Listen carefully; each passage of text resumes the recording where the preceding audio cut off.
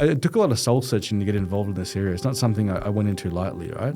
People's expectation is Islamic finance is, okay, here's money and just take it. Pay me back whenever you want. What do you tell the youth of today that are not willing to even do a year spell? How do I, number one, leverage off what I learn? How do I build networks and how do I commercialize that? What are your thoughts about crypto? أعوذ بالله من الشيطان الرجيم بسم الله الرحمن الرحيم السلام عليكم. Welcome to the Safi Bros Podcast. Alhamdulillah, we are available on all your platforms and of course on YouTube every second Friday at 3 p.m. If you're listening on one of our audio platforms, please follow and give us a rating. And if you are watching on YouTube, please subscribe as it helps our content reach more people, allows you to get each episode as soon as it is released, and of course expands our reach to more international renowned audience, alhamdulillah. Today, we are absolutely blessed to have a brother named Asad Ansari. He is the co-founder of Amanah Islamic Finance.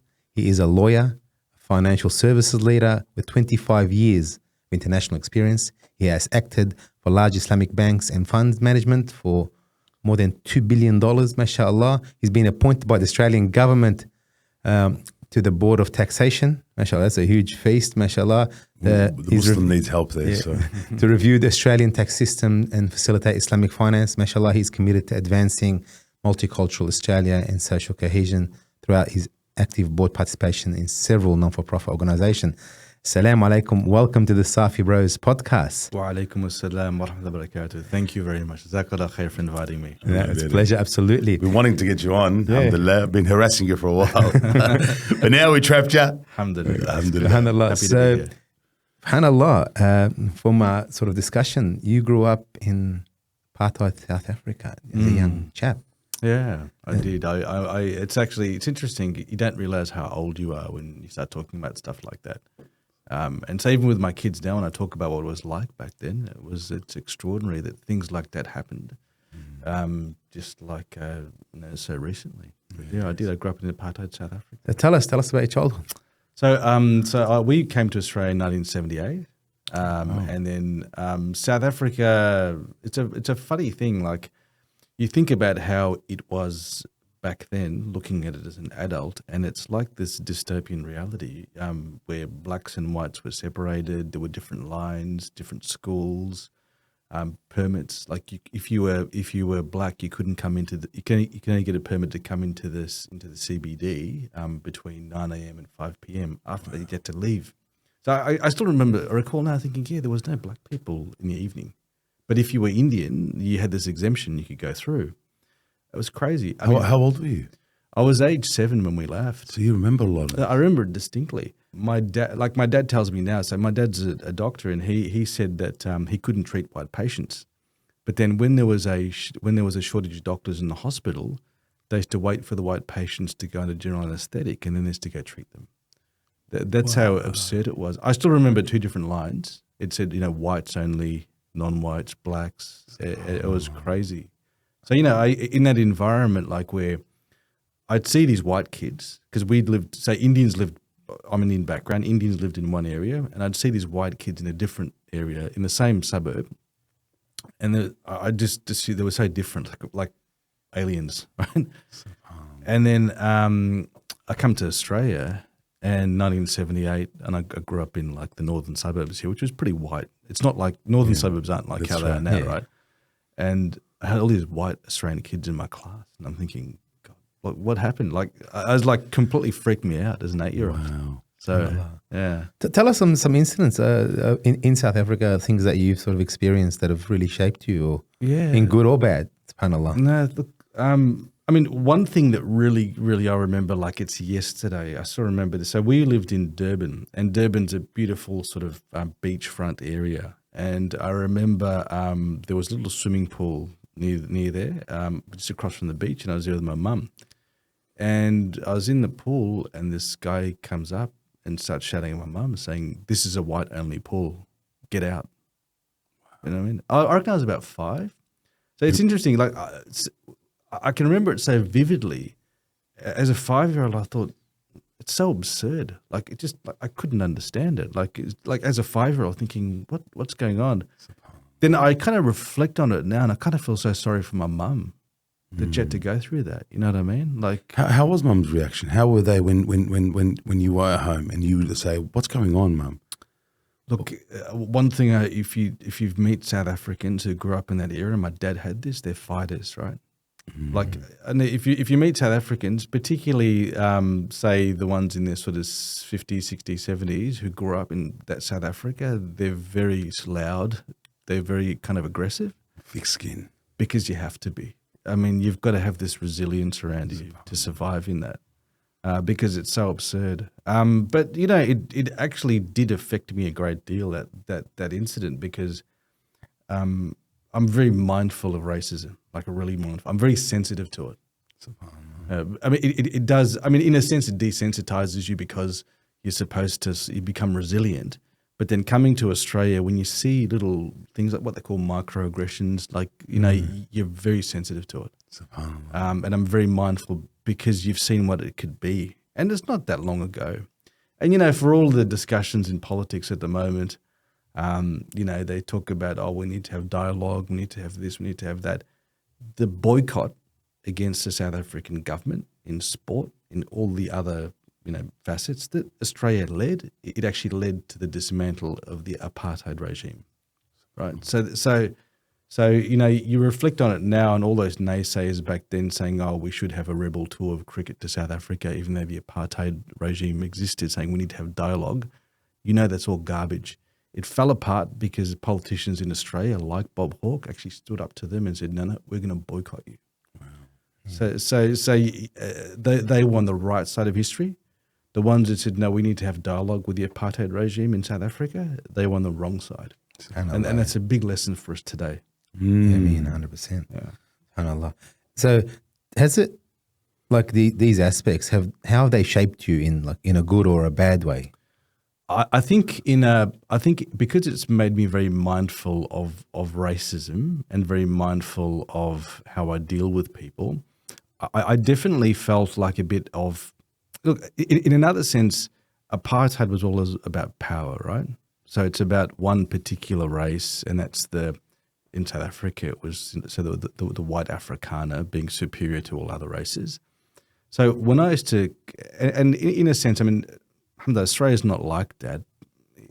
So things that happen in a subtle way. But when you go to the corporate Australia and you see one particular kind of person who's at upper management and like male and white and etc. I mean, that really sort of strikes me as unfair. So it brings about a deep sense of like justice in me, where I just can't stand when that happens. And I reckon because of that, I probably didn't go as far up as I did because I just couldn't stand being in that environment because of that. And I think it was that sort of early childhood that shaped me.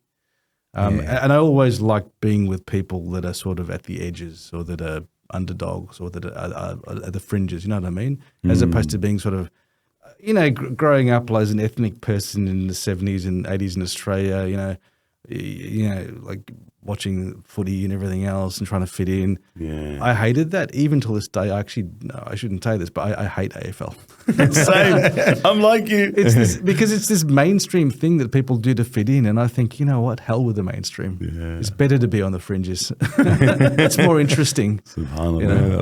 I'm the same. Yeah, we don't follow any. We don't follow any footy. Because people did it to fit in, right, in the 80s. Because if you wanted to, look, I think it's a good thing in a sense. 100%. I mean, I'm on a board which actually. Oh no, you're definitely off the board now. which encourages, you know, understanding through sport and so on, which I think is a positive thing. But for me personally, it grated me because in the 80s it just represented something very different in Australia. I think football now in Australia has changed a lot, but because of that memory of how it was in the 80s, you know. So how it shaped me is I think I've always chosen things that are different, things that are not mainstream, and things that are a bit left field. I can say that, yeah, which makes it more interesting life, right? SubhanAllah. SubhanAllah. So take us through you, you know, growing up in Australia. Yeah. What school did you go to? Yeah, so I went to the school I went to when I was a kid doesn't exist anymore. It was in Keilor, and so Keilor's like I mean, for those who are not familiar with Australia, Keilor back then was very white. As like Australia's changed a lot, but very white Australian. Yeah, no. But it's a funny thing back then. Things were like I remember coming from South Africa. Our neighbours, the Frosts, were so nice to us. They used to walk us to school, and it was very different. You know Yeah, what it I was mean? more country. It was more country feel. Yeah, it was a country feel, very welcoming. Yeah. Nowadays, people don't even know who their neighbours are, right? I think it was very different back then. SubhanAllah. So I went to school in Melbourne. Always a bit of an outsider because I mean, if you weren't white in 1978, I mean, remember we just came off the White Australia policy, right? Yeah. In Australia, so that wasn't that long ago. A lot of people don't remember that Australia used to have a policy that said everybody should be white. Yeah, absolutely. And my parents look, because they were from South Africa. For them, Australia was like a blessing, right? They could do whatever they wanted to. Like South Africa, there was restrictions. So even though there was sort of a little outward racism here, for them they didn't bat an eyelid, right? They just continued. Uncomparable, really. Yeah, you can't. Everything's relative, right? So I went. I mean, I was at school here. I mean, I'm going to say, interestingly, for what I didn't do that well at school. For what people assume, people make this assumption. I think because I mean, wear glasses, etc. I'm this nerdy guy who's really smart, And you're a lawyer. and I'm a lawyer. But when I was at school, I didn't do that well, right? So I always struggled through school, and I was like, it wasn't because of it's something I discovered later on, right? Which is kind of interesting, and I haven't really talked about it much. In fact, it's probably the first time I'll talk about it, right? Oh, wow. So I struggled through school, and I'd be the kind of kid I'd forget to bring my pen to school. I'd forget to do my homework, and only when I was at so in fact I didn't do that well at year 12. So when I was at university, I did another course, and I did well in that. Then I went and did law and did commerce and did everything else. And I discovered recently that I've got sort of a mild form of attention deficit disorder. Allah. Wow. Yeah. So, which is interesting. It explains so much about what I did back then. SubhanAllah. Yeah. And then I was reading about it and saying, well, hang on, how did I manage to do law and commerce, and how did I manage to do everything else? And I discovered that the reason I could manage to do it was because, like, when you're on a stress deadline in law, it actually, a different part of your brain kicks in and you actually get through it. Yeah. Oh, wow. Whereas at school, maybe you're cramming for an exam or something like that, but that consistent work throughout, sitting through school, like I remember university, I never went to lectures, for example. Wow. Yeah. So I'd and it's funny because this is how old I am. So the technology appeared a little bit later when I was at university, where they'd video record the lecture on VHS cassettes in the library, and you could go back and watch it. Now I guess you could just have AI to transcribe it for you. Right? So they had that. So I used to get by on that, but it's interesting. Like I couldn't sit through like an hour lecture. Wow. And I always wondered why, like why. And so only recently have I sort of discovered that about myself. Allah. What high school did you go to? So I was at Penley Eastern Grammar. For my high school. Parents practicing in South Africa and here? As in The Islam? Like they were practicing? Look, that's what I'm done. Like, was faith a big thing? Yeah, so interestingly, most South Africans are sort of like fourth or fifth generation, right? South Africans, so they've been there for a long time.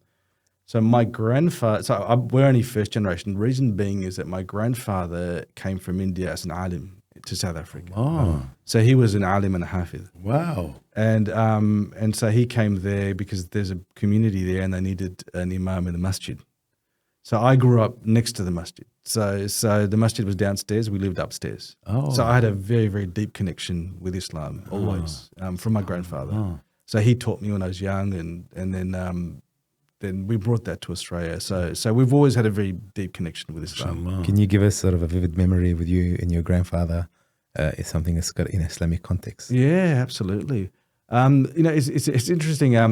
My grandfather, he would teach me Quran, right? And my grandfather's old school, right? I mean, you could imagine, right? And Stick in one hand, and that's right. good hand in the other. So you know, he'd say, okay, and I'd read with my mum or dad. They'd say, okay, read 2 pages. My grandfather, okay, read 2 juz. But interesting thing about him is that when his generation in India were very interesting. So his generation spoke Arabic.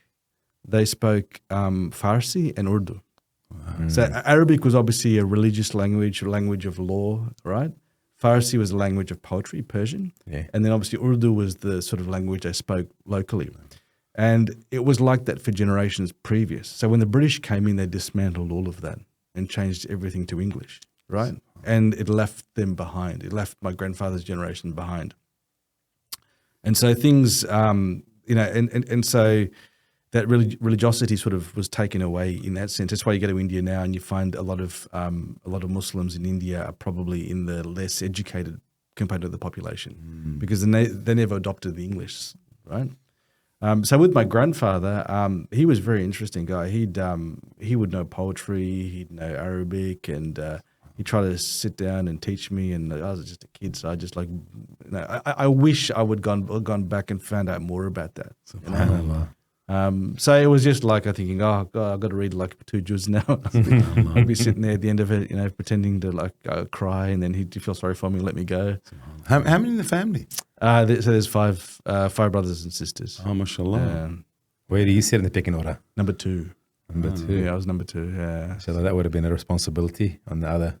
Yeah, the oldest male in the family. But it's interesting because most of us, but the oldest 3 were born in South Africa. Probably myself and my sister remember it most vividly. The others don't remember it. The others are born here. And so it was, in a sense, it was good because for me, I could have that connection with my grandparents, connection with my family in India and Pakistan. So it was very important for me. SubhanAllah. So take us, why law? Why did you, so again, school, we understand, but why did you choose That's a good question, and it's actually simple answer to that question. So if you're Indian, you either become a doctor or you become a lawyer, or it's you know what I mean. And it's interesting because if you say you're a lawyer in India, they think you're some dodgy. I'm sure in the Arab world it's the same thing, right? It's like you've got the worst reputation. 100%. Yeah, so you say lawyer, okay. But no, it was so my dad wanted me to, I'm Indian, right? So obviously they wanted me to become a doctor, right? Yeah, and yeah. my brother's a doctor. Especially if your dad's a doctor. Yeah, so he wanted me to become a doctor.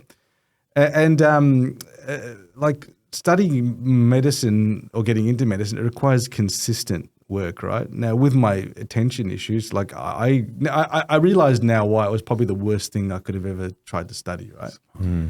And then I did it. I actually did. I did science for about a year, and there was a program where you do science. It was actually overseas. It was in Dublin. So there's a program where you can do a pre-medical component and then move into medicine afterwards. I was a bit older, so I went and did that, and I just couldn't handle it. I failed miserably. I was overseas as a 19-year-old kid, right, back in 1991. So it was a pretty cool thing to do, right? So, Yeah. but. I did that, and I didn't do that well. And because, with law, there's no right or wrong, right? It's how you argue something. It's one of those things, right? I mean, science is empirical. It's either right or it's wrong. Yeah. And so then I said, look, I just can't stand science. I can't stand any of this stuff. And then I ended up doing law. So you actually followed what Dad wanted, the mum. Initially, I followed it. So in doing that pre-medical year, that science, and then I told my dad I want to do law and I want to do commerce and I'm more interested in economics and finance and everything else. How was he about that? Look, he was just happy I was doing something, number one. So I actually, the reason I did law too was I figured if I say I'm not a doctor, if I say I'm a loyal guy, that's all right. It's not bad. Yeah. Good enough. Good enough. You cut the mustard. If I said, oh, look, Dad, I want to give this all up and become a tradie, because actually I probably would have made much more money as a tradie, he might have freaked out a bit. But it's interesting because after I'd left people say, oh, what does your son do? Oh, he's a lawyer. Then I left all of that and I started Amanah. And then my dad still had this thing saying, like, what do you do? Very traditional thinking, right? Isn't it? Say, okay, you're a doctor, lawyer, engineer, accountant. Like they want to sort of say, okay, They that's want to pigeonhole you, really. That's want to pigeonhole you in that knowing. But when they don't know, how many of our guests have said that? Like when I've gone out of that pigeonhole, it's like they get lost. It's like, where could I put you? There's no certificate. Put it up Even my dad asked me now, so you do law there? Or I said, Dad, it doesn't matter now. The only thing I do now is I stress in my business. That's about it, right? Subhanallah. But and look, it's interesting because I think now that traditional career path is gone. Yeah, it has. It's disappeared. I was using the other day in the office. I was stuck on something, and I thought, I use Claude AI quite a bit, right? So I used Claude, and I asked it a few questions. I was thinking, there's not going to be any such thing as a lawyer anymore. It's disappeared. I remember when I was a junior lawyer, they'd give you they'd give you all these files, and they'd say, go find this, and you go look through all the files, and you'd find this document or research something. Now you just PDF it and put it into AI, and it'll find it in 3 seconds. It's just a different world now. It is, isn't it? It is. Allahu Akbar, man. So take us to some of these challenges, like undoubtedly, like mashallah, like having that attention deficit and going to school.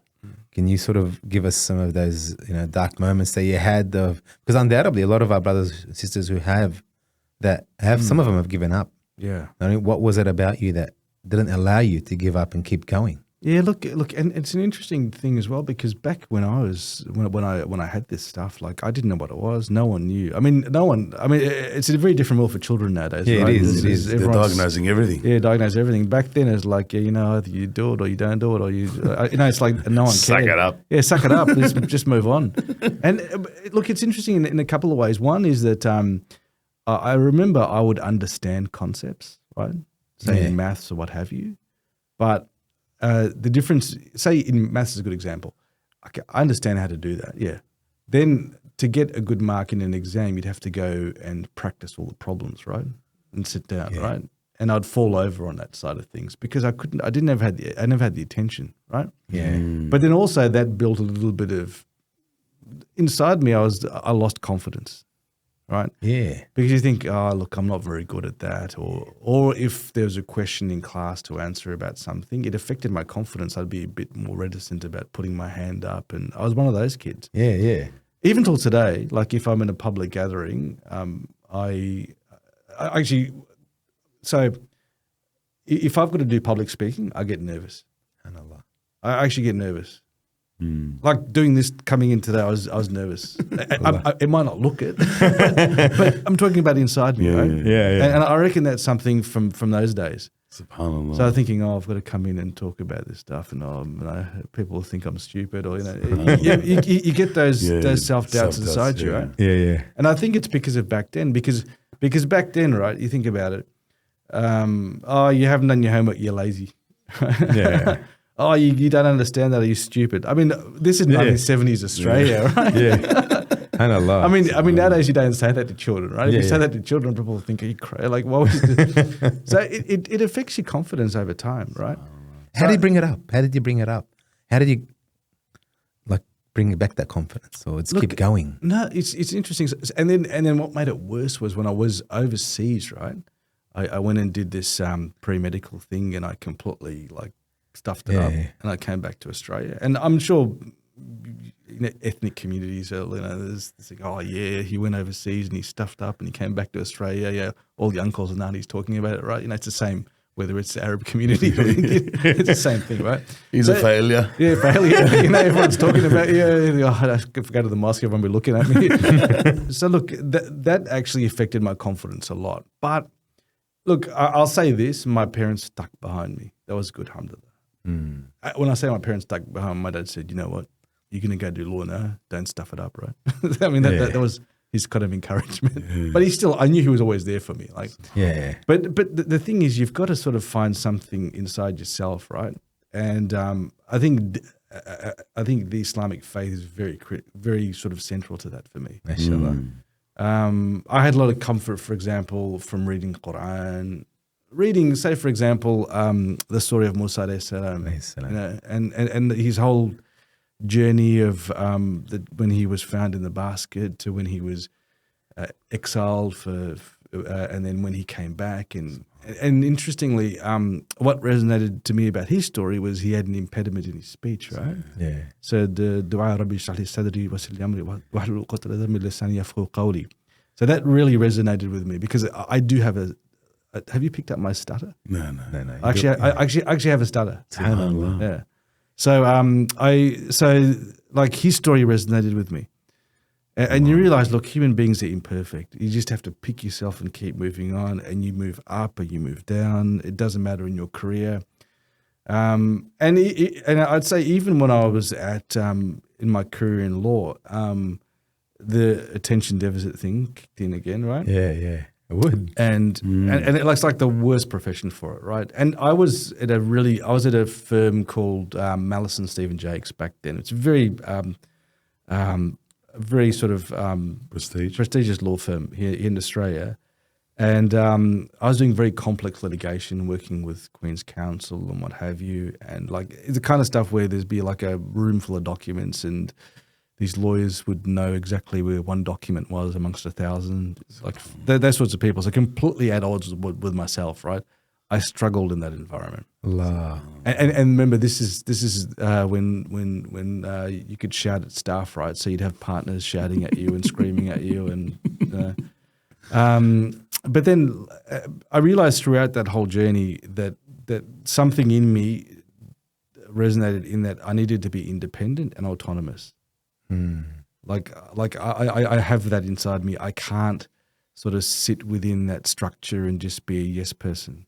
Right? Maybe that sort of comes from my childhood in South Africa, where I like to be on the fringes, and so that whole sort of being part of a massive organization and sort of being part of that culture, that just wasn't me. Wow.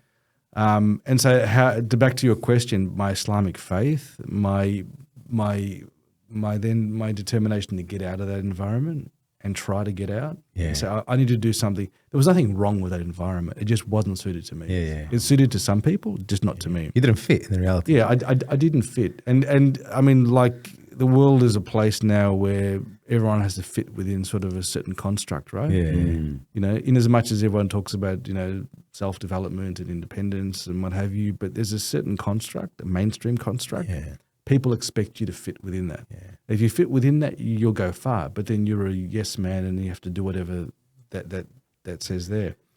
So that's at that stage. I thought, I've got to get out. I tried many things to get out. How long were you there for? Look, I spent in that environment between, say, Mallisons and Deloitte, I would have spent a good 20 years of my career. Wow. But what I did say to myself was this: I said, look, am I learning? Yes, I am. And I did. I learned a lot in those environments. And the question I had is how do I, number one, leverage off what I learn? How do I build networks, and how do I commercialize that? I think that's the critical part. Can we touch on that? Because it's very important. Like, subhanAllah, a lot of our guests, mashallah, 20 years is a long time to master anything, mashallah. And obviously you have mastered it. Obviously you have mastered it from your perspective of law, connections and networks and all those things. What do you tell the youth of today that are not willing to even do a year spell, and they want it today? And obviously because this, you know, the self-gratification on social media, what do you tell some 18-year-old that you have to do a 10-year to 15-year spell to master anything? Yeah, it's a good point, and it's something I learned over time. Even in business now, as you guys know, you can have a product now. You have to be patient. It takes time. You could have a killer product that everybody wants. It might take you about 10 years to actually make sure to actually see the return on your investment out of it, right? That sort of self-gratification, it doesn't build anything. Everything takes time. So the key, and I tell my kids this, I said, the key to success in life is obviously, you know, obviously your self-belief as a Muslim and you're in the hands of Allah subhanahu wa ta'ala. But it's about hard work, about resilience, right? Yeah. You have to be resilient. You've got to be resilient. That's critical. No matter what you do, like even in law, the people that are successful are the ones that sort of just stick around. It's like that Steve Bradbury moment. Remember in the ice skating where everyone fell over and he won the gold medal. It's that thing. You've got to be in it, right? So you've got to stay in the race, and something is going to happen, and eventually, right? But you have to be that way. I know kids have that now. But look, in fairness to them, when I was a kid, I wanted things straight away. I mean, even back then. But it's only over time I learned. It's like this. For example, you become a lawyer. And I'm using the example of law because it's a bit more sort of conventional thinking as opposed to what I did at Amanah. But you become a lawyer. Okay, I become a lawyer, then I want to become a partner, right, in this big firm. It could be anything. Or I want to be promoted to a general manager in the business, right? And then how long does it take me? Oh, this guy did it in 10 years. I'm going to do it in 7 years. It's taking me 12 years, 13 years. When you're older, it doesn't matter, right? That's the thing about it. When you're older, it's actually irrelevant. So when you're older, the things that took you time to learn are things that stay with you. They're lessons that stay with you. And quick success is quick failure as well, right? 100%. Yeah. Well, I want to touch base on, obviously, you mashallah, very part of the community, but you're part of Salam Cafe. Yeah. Can you take us through your being part of the community at a young age, always trying to give back and trying to take us through that journey? Has that always been part of your? Look. I mean, obviously, there's, when I say give back, there's people that have given back far more than me, right? So I've had a tangential. I describe it genuinely. There's people that give significantly more than myself. But I'd say this: I've always grown up with a sense of Islamic identity, right? It's been core at my core always. And I've always, and I think that's important because you always want to be, mindful of people around you, and you want to be connected to the Muslim community always, right? That's very important. And alhamdulillah, the thing about our community is you can be anybody and be connected to it. Yeah. Whether you're successful or not successful, it doesn't matter. You're still part of it. That's the sort of the strength of us, right? Yeah, Alhamdulillah. Alhamdulillah. And so the other aspect I should say was that I was a lawyer. So I'm one of the few lawyers out sort of, I mean, there weren't many that chose law, right, back then. Maybe there's more now, but back then there wasn't. We had a few that have, but some of them were on the wrong side as well. The wrong side of the law. We weren't mentioned there. We've lost a few. I know a number of them you're talking about too, I should say. But yeah, they were, right? So, and then oftentimes in our community, like, we have this thing where they say, they'll say, this guy's, they'll find a savior, you know what I mean? And think, he's a lawyer, maybe he could do something for us. And then, they grab you in the ICV or grab you here, grab you there. And next thing you know, you're giving out free legal advice. So that's probably the reason why I've been involved in so many different things. But then over time, I realized, hang on, because I actually practiced tax law for a number of years, right? Yeah. And like, it's such a, I probably am a nerd, right? It's probably such a boring, dry area. I liked it. But you realize that sort of tax governance type stuff is what our community needs. Yeah, right? In fact, can we ask you a few questions? free.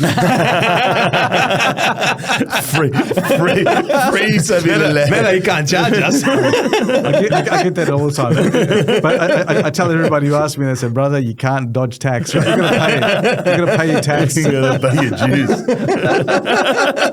That's the first question I get when I say I can only imagine. But the thing is, what our community sort of look. At the end of the day, we're a new community, right? Yeah. I mean, genuinely, when new people coming from other countries where they don't understand the sort of governance type issues and that sort of the significance and importance of that stuff. So I figured to myself, listen, I've chosen this career in law. I don't like it. I hate it. Now, but it's actually a vital skill, right? Now, I've learned a lot. How do I sort of use this in a way that helps out our community, in a way that sort of, that fulfills my Islamic duties, right? Yeah, yes. And your superpower. Yeah, and you need to do that, right? You need to sort of say, as a Muslim, well, what can I give back? Because, I mean, we're going to be reckoned for every single moment on this earth one day, right? That's the reality. And you're going to be reckoned in front of your Creator. I gave you this. I mean, I figured to myself, look, Allah subhanahu wa ta'ala has given me something. I don't like practice. Maybe there's a reason why I'm doing this, right? Yeah. And so for that reason, I kind of put my hand up to a lot of roles, right? Yeah. And then in these boards, there's a lot of governance that's required, whether it's the museum or whether it was the ICV back then or whether it's the current Islamic College of Sport I'm involved in. So because of all of that, that's the reason why I'm involved in this stuff. Yeah. As to the Salam Cafe thing, that one I can't explain. You were the coffee bloke. You were the coffee bloke making behind the coffee station. I remember. I have a feeling all those guys like Hamad Imam and Waleed and Nazim, all those guys said, you know what, we're going to actually take the piss out of Asad. We're putting him in the coffee shop. But it was actually fun. It was probably genuinely one of the things I was involved in. I had fun. That was fun. I can't say the other boards are fun. That's just like, but that was actually fun. Subhanallah. Yeah. On that note with boards, I think a lot of brothers and sisters really do not understand how challenging it is to sit on a board, especially when you're talking about governance. Yeah.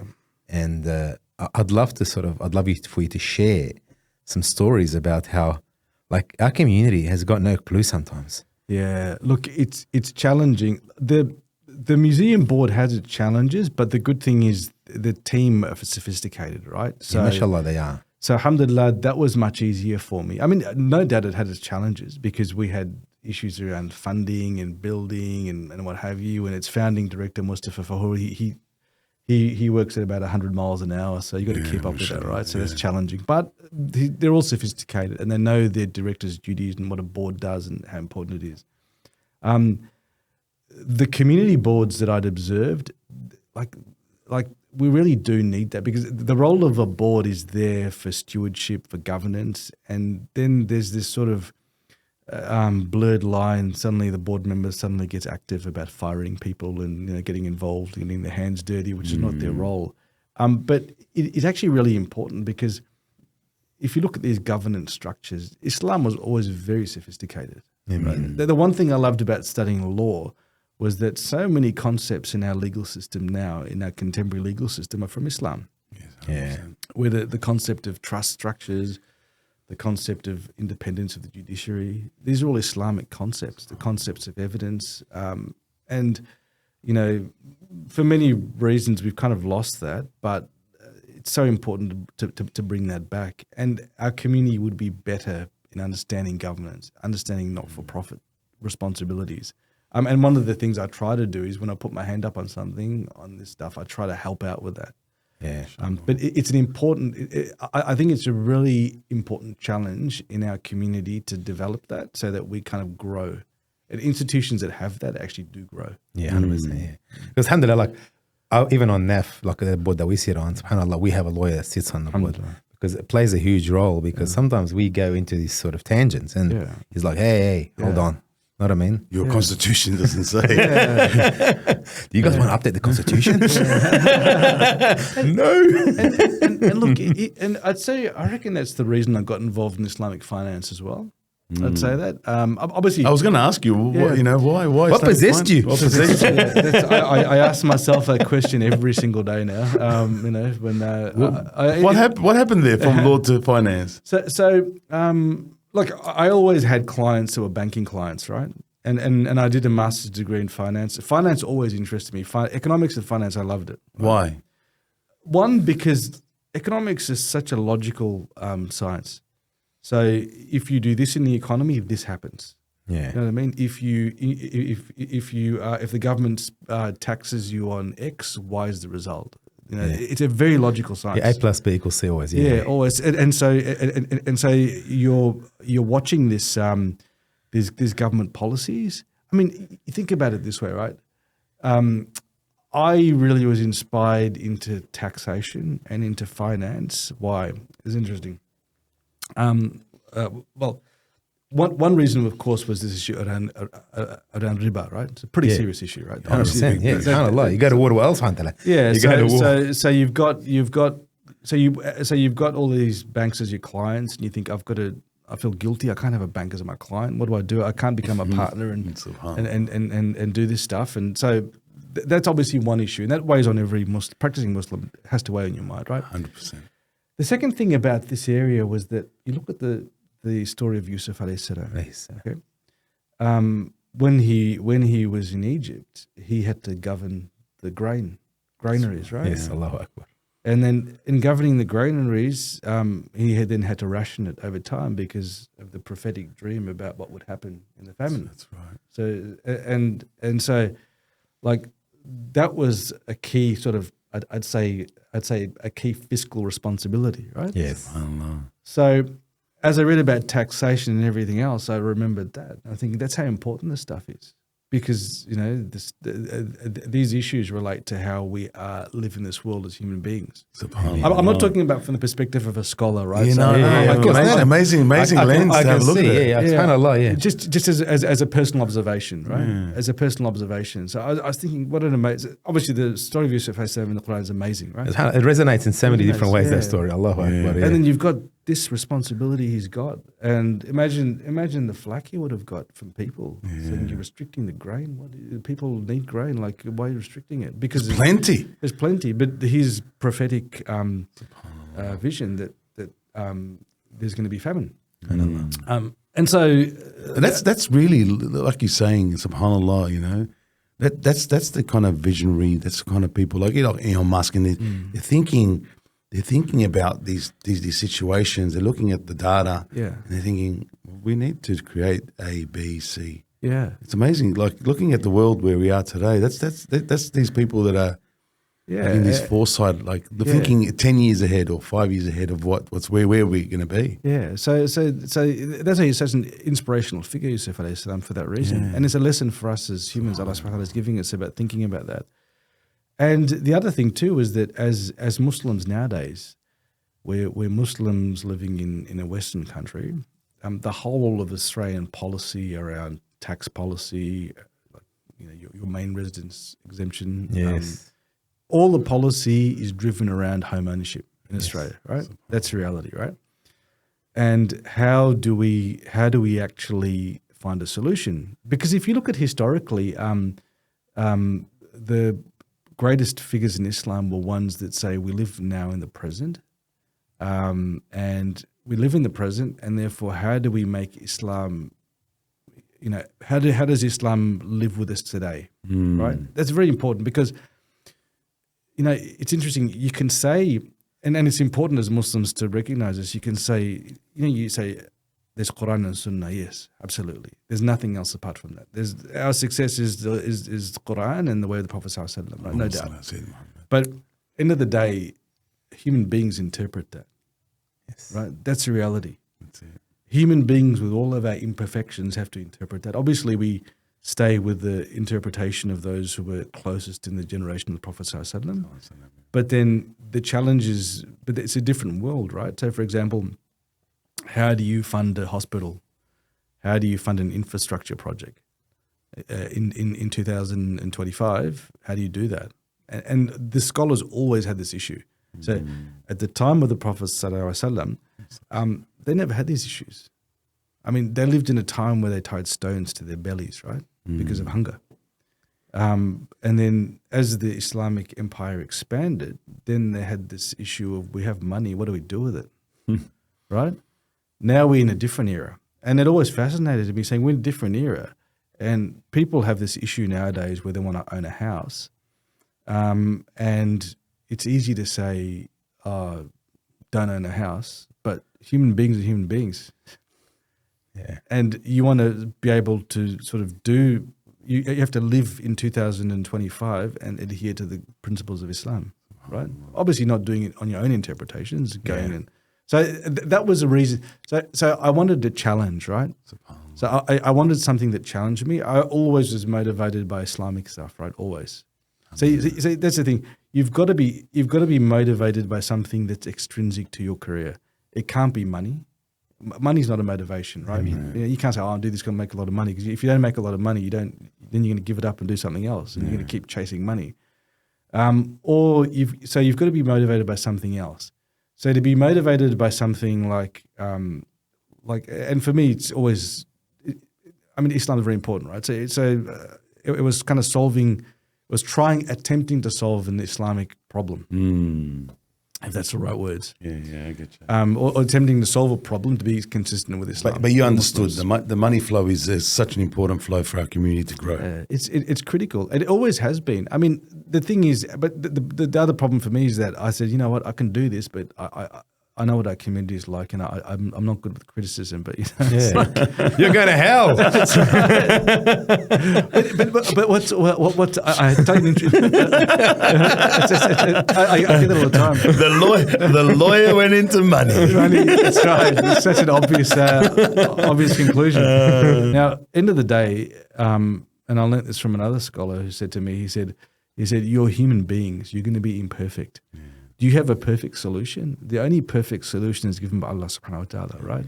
You're human beings. And throughout our history, our Islamic, whether it's our Islamic scholars or our leaders, they've tried. And as long as you've tried. Yeah. So then, I remember, I took a lot of soul searching to get involved in this area. It's not something I went into lightly, right? And so I was comfortable with that position about having tried. So I took the approach: if I get the right people, the right scholars, I'm transparent with them. Whatever solution they've given is the right solution. Because otherwise, we will never grow as a community if we have that mindset. Yeah, 100%. Look, even when I was part of Islamic Finance, and I think the hardest thing, especially because I think at the time MCCA was the only option, is educating Muslims on what truly Islamic finance is. Because like going into that, it's like everyone believes that interest is the haram element. And it's not. Because that interest element controls the milk price we pay, the petrol price. It's governing so many elements in our lives. But just having that education of what is truly Islamic, what is haram, what is halal, is one of the toughest things, I think. Yeah. Because the reality is every Muslim would come to you if your rate was cheaper than CBA. Yeah. Honestly. Because that element is like, because you hear it all the time. Oh, they're charging 9%. Well, I'm getting it from CBA for 4%. So that element now is just, how can I save $1? It's really no longer about what's truly halal and haram, if that makes sense. Yeah, and that's exactly right. And the other issue is this, right? Like the Islamic finance industry is only a couple of % of the global finance industry, right? Yeah. And so globally, the system is so entrenched in conventional finance and money flows that we are only a small part of that ecosystem. And because of that, we make change. The changes we make are at the margins. I agree. It's an imperfect solution. I agree, but the alternative is conventional. And people sort of have to understand that. So if I'll give you an example. People will say things like, people's expectation is Islamic finance is, okay, here's money and just take it. Pay me back whenever you want. It's that. And they get the concept of Qard Hasan in the Quran wrong with what it actually means, right? But there's that concept. But at the end of the day, it's a business transaction because the Quran says trade is permitted and riba is not, right? But you're right. And I think that's one of the biggest challenges. But you know what? You have to have a very thick skin to get through it. A very, very thick skin. Eventually, we'll have better solutions and we'll keep trying. 100%. But the other big challenge in our community is we really are not financially literate. We really have to improve that in a big way, so that we make better choices and better decisions. Yeah. What are your thoughts about crypto? It's interesting. I think so. The Islamic objections to crypto are around more the fact that of its volatility and that it's being sort of traded as if it was speculative, right? I think they're the criticisms around it. But I think that we're in a world where things are very different. The traditional sort of currency flows and the traditional holding of money by governments in the way it was after Bretton Woods and so on, I think we're in a very new world. So, where do you see it going? I think because mashallah, it's in your world. It's in your. I think those sorts of currencies, that sort of cryptocurrency, I think it's going to become more it'll become more common. The problem with it is that as in people often ask me this as a tip as to which cryptocurrency to get, right? So that I don't know because that is it's so uncertain. But I think the notion of the world at the moment in terms of currency is disappearing. It is changing. I'll give you an example. Because why I ask? Because mashallah, you come from a law background, you come from an understanding of what's happening with the government perspective, from a tax perspective. So you've got the know-how. What's really what the Australia government is doing anyway? Is it accepting it? Isn't it accepting it? Is it fighting back? Well, no. I think Australia has to embrace it. I think they're trying to regulate it, and they've got to embrace it. I mean, the thing is, there's certain realities in this world, and these cryptocurrencies are there.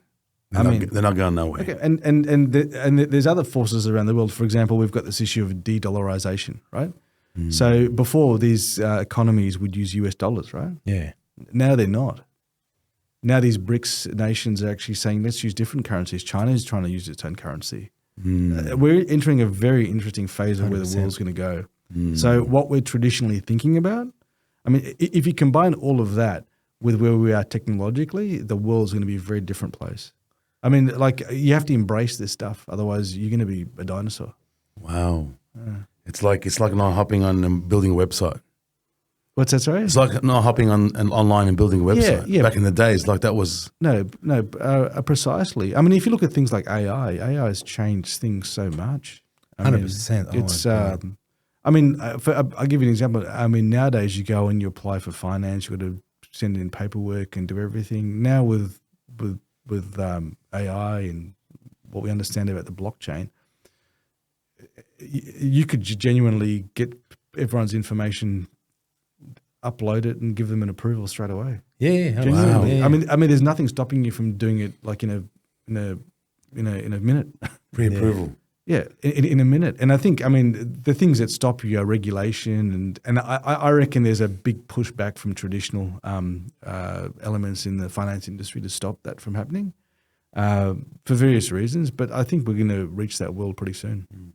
Can I ask as well? I've never understood, like, you go around the world, you go to the US, there's thousands of banks.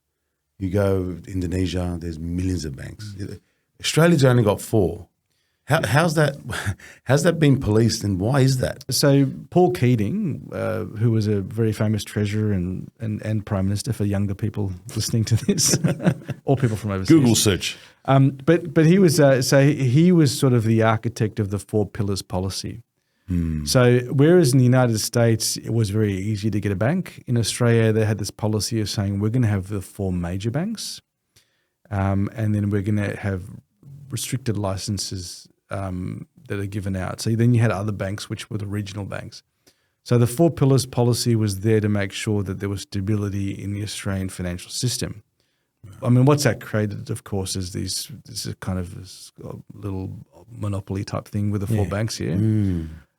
It's good and bad. It's bad in the sense it's probably less competition. It's good in the sense that if you look at other countries, banks fall over all the time. That's People right, lose their money. So there's much more governance in Australia. Because when the first GFC, Australia was pretty sheltered and protected because of it. Yeah, but we are overregulated. We're really overregulated in some senses, like too much. So in terms of restricting entrepreneurship. And if you look at it, what's the problem with the big 4 banks nowadays? And people will criticize Islamic finance for this as well, and rightly so.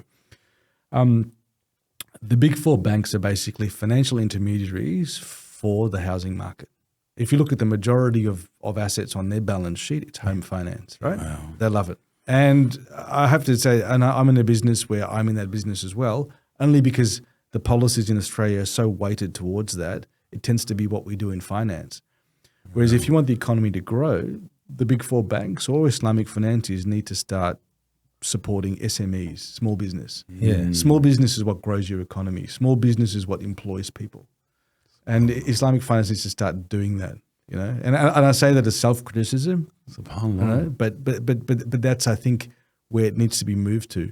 Because even if you go to Muslim, so I was a director at a bank called Kuwait Finance House, a very established Islamic bank, and they did the same thing. So they would still be very risk averse in a Sharia compliant way, but Islamic finance is not about that. Islamic finance is about having joint risk, because joint risk means the economy grows, right? But we live in a world where everything's de-risked, and Islamic finance is part of that world. So that's why if you look at the balance sheet of Islamic banks, there'll be home finance, nice and safe, that sort of stuff. Yeah, the safe stuff. The safe stuff. Yeah. It's the risky stuff that's more important. Yeah, but that's the non. I think talking to people that's the non-halal factor is that normally when you go into something, the risk has to be on both sides. You can't go into something where one side has no risk, and the other has risk. And again, perspectives as well. Yeah, look, that's an interesting position. So how I would explain it is this, right?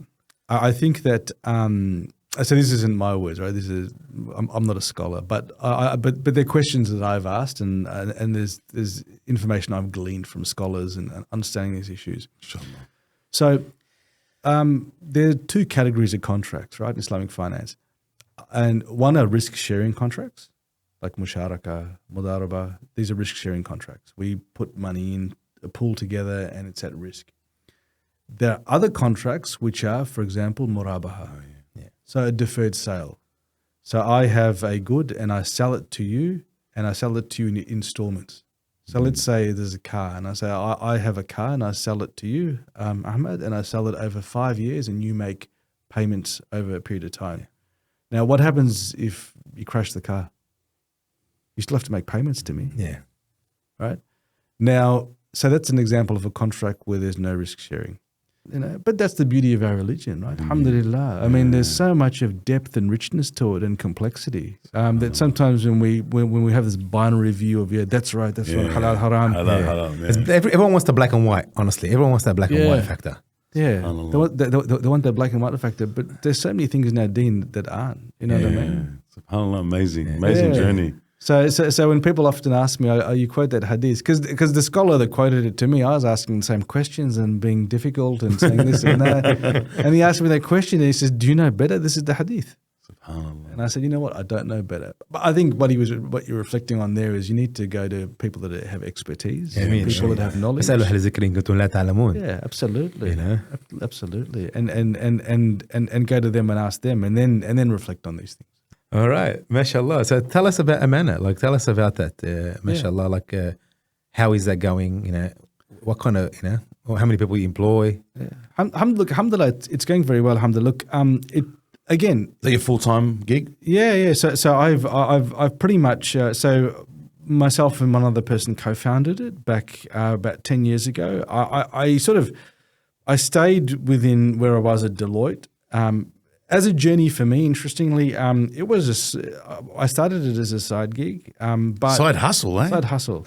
Back in 2010. Why didn't you just open a acai place? I should have just, that's right. That's what people are doing now. That's a joke. No, because I'm a crazy person that wants insane challenges. But so I started it back then, and look, we were running and getting funding for it and trying to do everything there. But we started it off that way. I sort of maintained my role with Deloitte, and I shrunk it over time. Okay. Right, because I still enjoy that connection with the corporate world. I think it's important to maintain. It's good for the business as well. It's good. I mean, you stay sharp, you develop. So I still maintain a role in the corporate world more as a consultant. And so Amanah itself, alhamdulillah, I was looking the other day, we've done about 600 million. But then again, it takes time, right?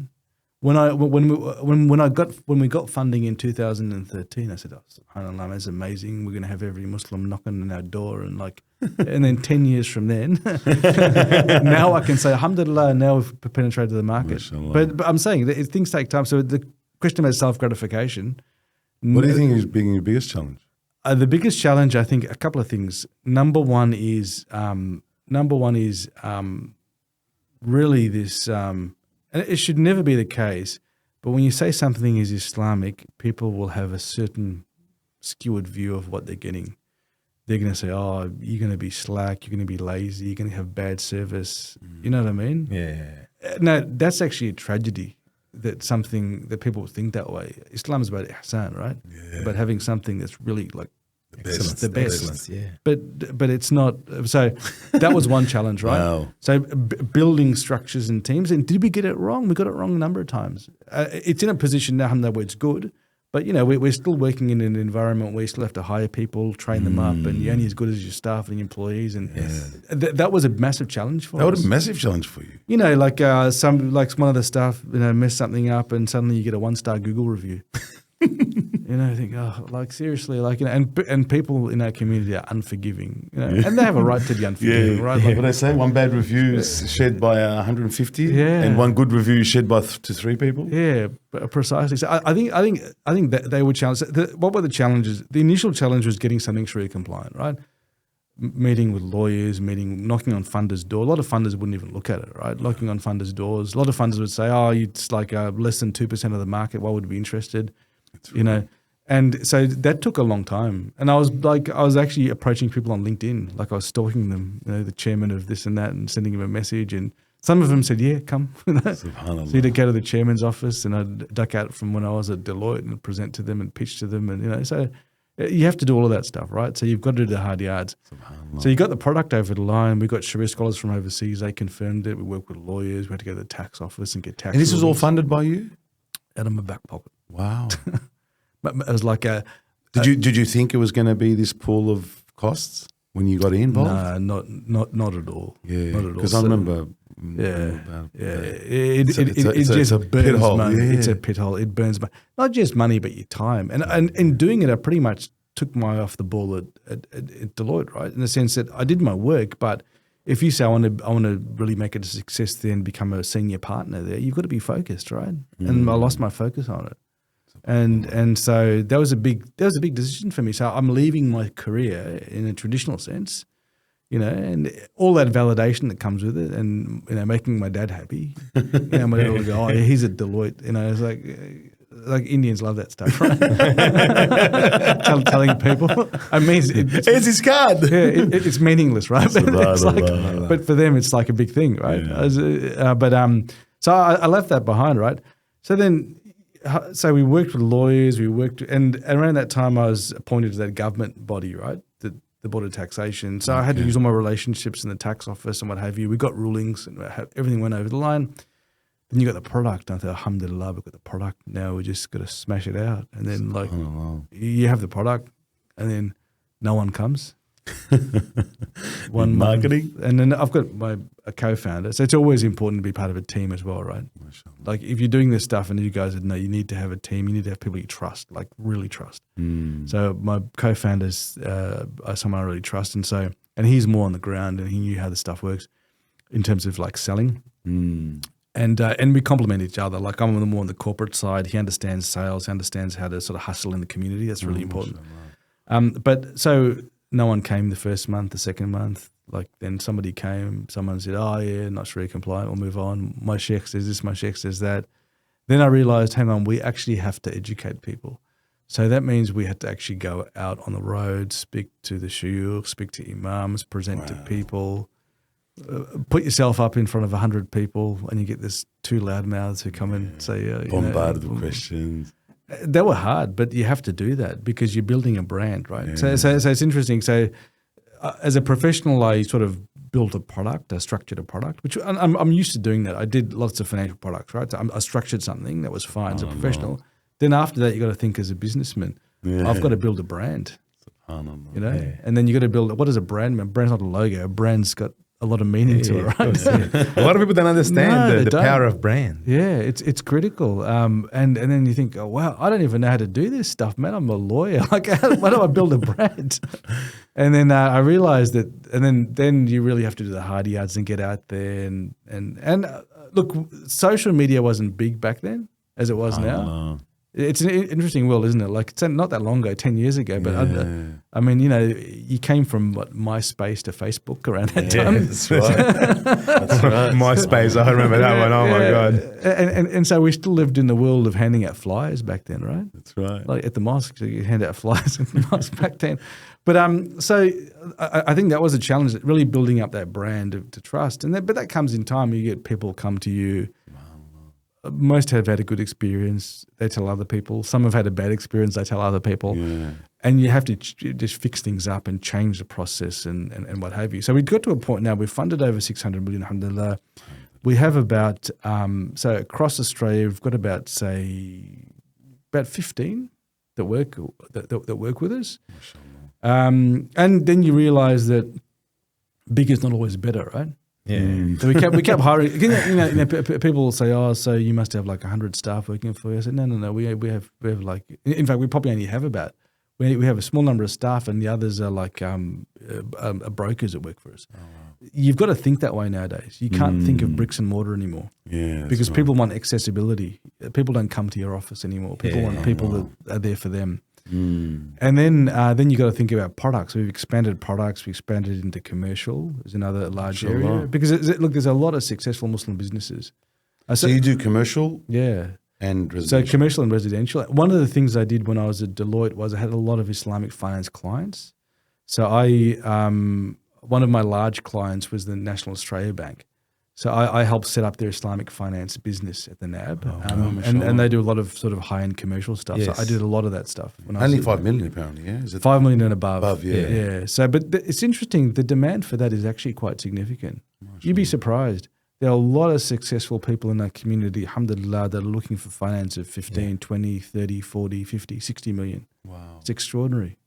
And there are out there, and I never knew they were out there. Like I actually was oblivious to it, but there's a lot of successful people. Alhamdulillah. Alhamdulillah. Alhamdulillah.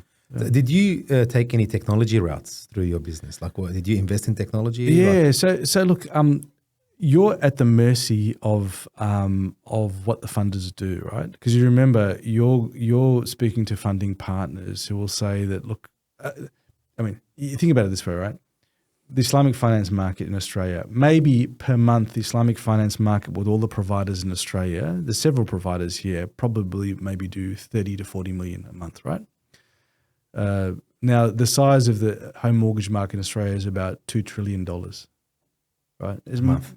No, global. In Australia in total. Okay. I think the monthly. I think monthly it's in the 300 billion a month in terms of what's originated across Australia. Money's flowing. It's huge. I mean, if I tell young people, I say, listen, if you want a stable job, be connected to the property industry, whether it's building, whether it's finance, because if that fails, we all fail in Australia. It's massive. I mean, it's a key to our economy. That's why during the COVID, they kept it running. They kept it running. They had to. We would have fallen over. We are so linked to our residential property market. The banks are so linked to it in terms of what's exposed on their balance sheet. So if something like the US happens here, we are gone. Yeah, absolutely. Yeah, we're completely gone.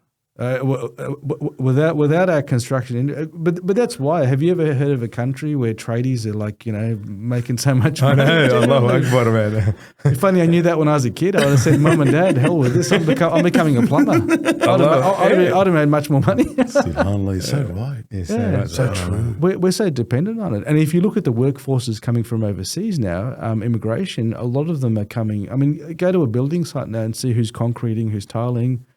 I mean, a lot of them are only plastering. A lot of them have only come into Australia the last few years. It's because we need that in the economy here. SubhanAllah. So it's built around that entirely. Great insight. Yeah. Great insight. There you go. Great insight. MashaAllah. Let's get into the darkest moments. Let's get what would be the most darkest moment? Yeah, like the give up moment. Like give up moment. Yeah. I reckon. So in discussing all of that, I reckon one of the darkest moments I had was, I still remember when we were trying to raise money to get Amanah started, as in like get funding started. It took about 2 years, right? So you got to remember we had to get the product right. So we were flying overseas to meet Islamic scholars from Pakistan, from the Middle East, and draining a lot of money, putting my career aside, and we finally got the product. Then you had to go pitch it to funders. We had one funder, and it lasted about a year. So we were going backwards and forwards, speaking to them. They had this approval, that approval, and at that stage as well, you got to remember. How much were you trying to get? No. So the funder to provide you money. Okay, sorry. So these are non-bank funders to actually fund the product itself. Yeah. We'd probably. I don't even know how much money we'd spend of our own, because remember, you have to pay other lawyers, right, to do this. Oh, yeah. And then my personal career at Deloitte was on. I had to put on hold, right? SubhanAllah. So, and I had a young family. We spent about a year going through various boards for them, speaking to their boards, speaking to their risk committees. We got all these approvals. Everything was fine. Then they actually got a new CEO. Allah. And then we got a phone call, and then they said, "Oh, look," I remember I was there with my business partner saying, "We have some devastating news for you. We've decided not to go ahead." That was probably 2 years of work. So when I say Amanah's been around 10 years, we probably started it 14 years ago, I reckon. So probably 2010. 2010 is when we started. It took that long to actually 4 find years of to actually get money pit. actually getting this over the line. I mean, that's why I couldn't leave my job. Then at it put you Deloitte. on your knees. Yeah, and then pretty much said, "No, we're not doing this." And at that point, I thought, you know what, I'm actually done with this, man. I've actually, and you know, I've actually put my career on the back foot at Deloitte. I've done all of this stuff, and you know, I've got a young family, and like seriously, and in addition to all that, They're still calling me a Kevin. yeah, 100%, 100%. I'm telling, and looking at people, and people are saying, yeah. I remember some guy saying to me, you know, we did a presentation, and some guy said, you know, be careful, don't take it to the grave with you. I said, yeah, I'm very mindful of not taking it to the grave with you. I understand that. I'm nearly there. 4 years, nothing's happened. And then people saying that to you, and you know, there's a lot of, you're hearing all that noise, man. It was tough. SubhanAllah. You know, people saying, like there's naysayers saying that, oh, it's just, you know, you're playing around with Islamic stuff, and you know, it's like, and that actually gets to you. You know what? Funding not going ahead was one thing. That actually, you think to yourself, you know what? I'll bounce back. I'll do something else. But that actually gets to you. Wow. When people say that, you think to yourself, you know, in your dark moments, you think, one day I'm going to face Allah subhanahu wa ta'ala. We all are, right? One day we are. And what do you say? You know what I mean? Why not give up? Why not just call it quits? What made you fight? You know, I genuinely said to myself, I said, look, I reflected on this. I said, is what I'm doing wrong? Okay, that's one thing. Is what I'm doing wrong? Come back to that intention. You can't come back to that. It's what I'm doing wrong. And I said, no, look, it's not wrong. Like you cannot convince me that this is the same as a conventional product. Is it perfect? No, it's not. I guarantee it. It's not perfect. But I don't know, but we are human beings, right? And we're in a terrible, unfair, imperfect world. But in the context of all of that, is what I'm doing right? Have I gone to the people of knowledge and spoken to them? And I had. And that's one thing I did. I didn't just go to the local sort of imam in the mosque. Yeah. We actually Habibi. just sign this. And you know what? I went to a very famous scholar, right? He asked me not to mention his name, but very, very famous. I guess what it is. But and I made istikhara beforehand. I said, Ya Allah, if he says that it's wrong, it doesn't work, I'm going to give this up. If he says, yeah, no, this will work, then okay, I'm going to go ahead with it, full swing. I made that intention. I did istikhara before I saw him. We flew overseas. Said it to him. He goes, no, this can work. Allah. So as soon as he said that, I said, you know what, then alhamdulillah, then look, I can't go. I've done the right thing. I've gone to the people of knowledge. And I've done everything I possibly can, right? But the challenge with that is that even till today, you have to say to yourself, have I done everything I possibly can today? Or am I just being lazy? You know what I mean? That's the challenge of it. Holding yourself accountable. You have to hold yourself accountable. Inshallah. So I did that. So then when the funder decided to pull it, I thought to myself, you know, I'm fed up with this, man. I'm fed up. But you know what? I actually picked myself up. I said, you know what? I'm going to pick myself up. I'm going to just continue and just move. And I did think of giving up. And I remember myself and the other co-founder with me, we saw each other every day for like 3 or 4 years. And then for about 2 weeks, we just didn't see each other.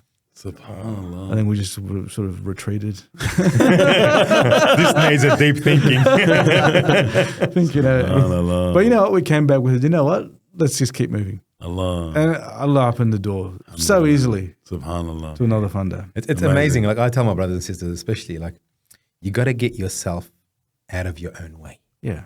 Wallahi. Because it's your thoughts and your, you know, there's failures Yeah. that we have.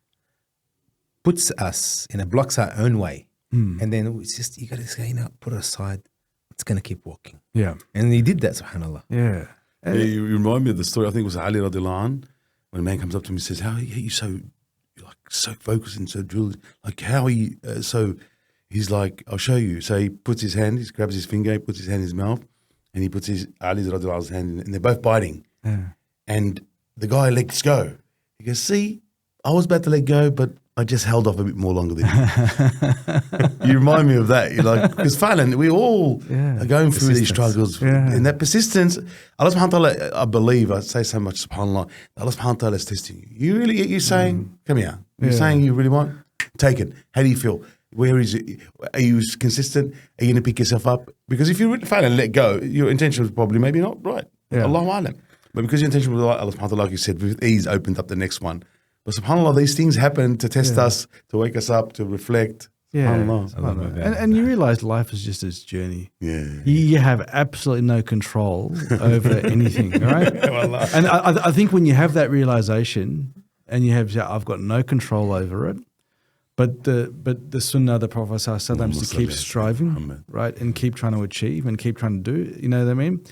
You have to maintain that, right? Sure. So, but when you realize you got no control over anything, like I think about it. Why did I do law? Why did I do commerce? I don't know. Like people ask me, I said, it just happened. I don't know. Wow.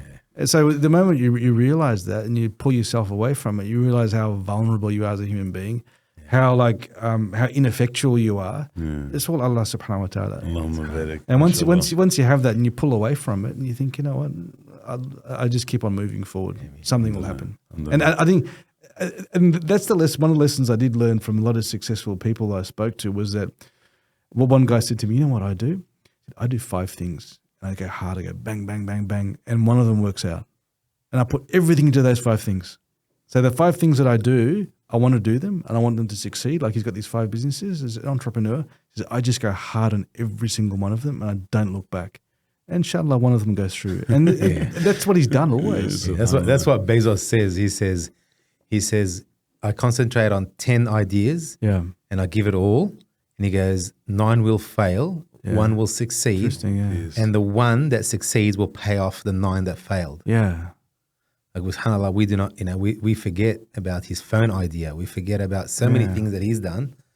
We know Amazon. Amazon's paid off every bad decisions he's made. Yeah. SubhanAllah. And that's the reality. And is that we need to do, more and be consistent on those ideas. Maybe we should start the Muslim Shark Tank. Yeah, that's right. Would you be on that? Would you be on that sitting down on the chair? We've been talking about the Muslim Shark Tank for a while. Interesting. That would be a good one. Wallah. SubhanAllah. We've always said we would need to do something like that. Yeah. No, What do you think, guys? Give us some heads up.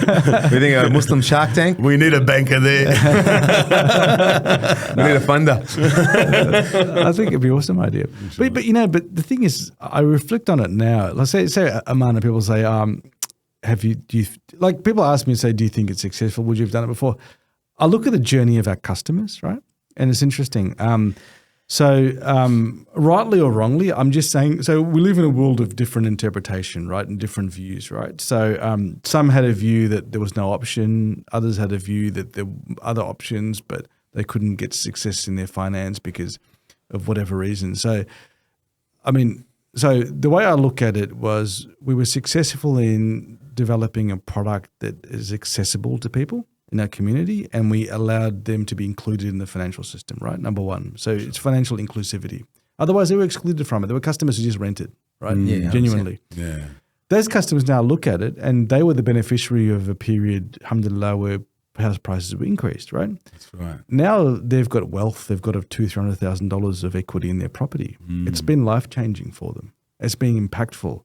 So the thing is that whatever you do in life, if it's impactful, like for me, if it's impactful, it impacts in a positive way, it actually, you feel good about it. For me, that's successful. It's not that you did 600 million. It's not that you made, money, etc. They're all they're all on the ancillary side of things, but you've impacted somebody. So when people say to me, oh, you gave up Deloitte and Mallisons and all that sort of stuff, I'll say, well, Yeah, but I was just like shuffling pieces of paper. I was advising corporations and making nameless shareholders. You know what I mean? It's like it didn't matter. Whereas Purpose. if you do something with purpose that impacts other people, I mean, it's actually good. It's a good feeling. You know? So if you and then that's what keeps me going in this business. MashaAllah. Allah bless you, man. Allah bless you. Makes things easier. Allah, but you haven't told us like your most successful moment yet. Like, we want to know. Was that the time that you looked in the mirror and Besides said, being married, and having your kids, you know? But I'm saying, was there a moment that, you know, with what in your career that you go, you know what, alhamdulillah. Yeah. So I can't say there's a particular moment. I would say this though, that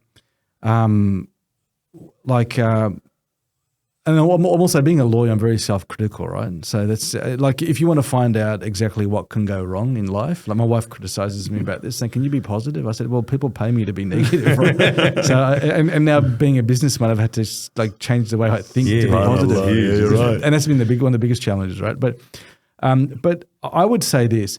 I'd say that when I meet some of my old colleagues, right, who have gone down the paths of becoming a partner here and there, and I look at them and I think to myself, I'm independent. I can do whatever I want. I actually have bigger impact on people I see. I said, alhamdulillah. Alhamdulillah for making these decisions, and you know, and challenging the narrative, opening things up, you know. Yeah. And another thing I look at as well is that so the other co-founder of my business, we have a different view on this, but so we opened up, so back in 2012, we opened up funding lines with a funding partner for Sharia compliant finance. And then I did that for another funder. So these two funding partners, and they were just working with us. Now these funding partners have opened it up to a lot of others in the market, right? And in one sense, I think to myself, I helped them out, and then now they're offering it to everybody and creating competition for me. But in another sense, I think to myself, well, it was just a successful model we opened up for them, right? So we've opened up the market for Islamic finance for others. So a lot of others in the market are using the same products we developed. Oh, wow. We're thinking about that. Can you help us out a little bit? This is why you won't be around for another 5 years. So in one sense, I think to myself, oh man, like I'm making other people successful. But on the other hand, you think to yourself, you know what?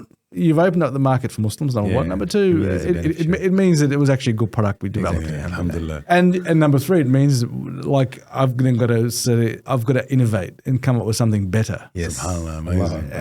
And push myself. And we've got a few other things we're doing now. So it's SubhanAllah, yeah. It's SubhanAllah. I think one of the hardest things, like you said, is to give back. Give back. Like if you've got the capacity and ability. Like we get it daily. Like, I'm opening this up. I'm doing this. Giving you support. Like today, a friend of mine's picking up a fryer and a marquee. He wants to do an event. Yeah, I'm not charging him. Like I'm supporting him. He goes, "That's how you started." It's hard to give that because, like you said, to give that infrastructure, give that knowledge. But alhamdulillah, like you said, if you're opening up the doors for others, it's Allah loves that. SubhanAllah, you know, we have so many people that have come into providing halal food in the market, and we've been, alhamdulillah, like supporting that. And you think to yourself, and sometimes they're around the corner. Right. And you think to yourself, subhanAllah, but you know what? The community is community is better off. And the majority of the times we speak about these are your pit holes. Yeah. And people think like we're discouraging them, but we need to make them understand how hard it is. And the people think, we're telling them not to get in. Like, you're competing. Yeah. We're competing people come with into our office and see our head office, and they think, oh, this is easy. It's like, but this is 25 years of experience. It's not like we started there. Trust me, we did the grind. We were working. We've got a manager who used to work for us, and now he's got his own store, his own burger store. And subhanAllah, one of our managers is also working for him. And he came and see me the other day, and he goes, you and Iba make it look easy. SubhanAllah, people don't understand. No, they don't understand. They don't understand the pressures. It's saying imitation is the best form of flattery. Amen. So, but what people don't realize is when you have your own business, you don't sleep at night. Right? People sleep? Don't, What's that? Yeah, people don't understand. So on the one hand, people will say, you don't have to be at the office all the time. You've got people working for you. But they don't realize that that's in your mind 24 hours a day. It doesn't stop. It doesn't doesn't stop. stop. And sometimes you think to yourself, I wish I was just an ordinary guy with a normal job and I could switch off at 5 p.m. It's like, Mashallah, man. What amazing conversation. Yeah, Allah bless you. Mashallah, man. I really, really enjoyed this conversation. It was very enlightening, I think. And I think a lot of brothers and sisters that we have in our community, I think, are lacking this insight. And I think we need to come back and have a chat maybe about financial literacy. I think it's very, very important. It's very important. I think one thing I think our brothers and sisters really need is financial literacy. And I'd be happy to do that. I mean, just as an example, right? Like, I mean, you ask people, how many people know what's happening in their superannuation fund? How many people know what their returns are? It's like a set it and forget thing, right? Yeah. And then, but you see it now, people turning 65 and need that cash. Yes. And suddenly saying, wow, what happened? Like, I was charged all these fees. This is generally speaking in Australia, right? Yeah. But yeah, it's a really important skill in our community. SubhanAllah, I'll quote onto that and alhamdulillah, like I'm managing my own super fund, you know what I mean? So it's amazing. But secondly, knowing, are they investing in halal? Yeah. That's another thing. Yeah. You know what I mean? They're investing in alcohol, they're investing in things that are not permissible for us, subhanAllah. But inshallah, we'll have that discussion. Inshallah. Look forward to it. But inshallah, we always end each podcast by asking our guest describe themselves in a single, concise I am statement. Oh, that's a challenge. So it is a challenge one, but I'll let you think about that, and inshallah, I'll close the podcast. Before we end, we'd like to thank Allah subhanahu wa ta'ala first and foremost, of course, our audience, and of course, the team that's behind here that's making this happen. And we'd love to remind you, inshallah, to subscribe so you do not miss out. Please comment so we can improve. Share with others who will benefit. And please give us a rating on our audio platforms. We promise you, if you give us a rating, we'll do more and we'll give more content that inshallah will be beneficial on you. So on that note, I'm Muslim. That's it. I need That's more. Who I am. I need more. No, it's too easy. That's a big one. Alhamdulillah. May Allah bless you. May Allah subhanahu wa ta'ala keep you going in what you do, inshallah, and be a benefit for our community. Jazakallah khair for coming on. And subhanAllah, I feel like I know you now really well. Because subhanAllah, we've met so many times, crossed paths, but we've never had this. But it shows what a really good conversation does, doesn't it? It's good, alhamdulillah. I enjoyed it immensely. It's like having a conversation sitting around with friends. Alhamdulillah. Allah bless you. Jazakallah khair. Assalamu alaikum wa rahmatullahi wa barakatuh.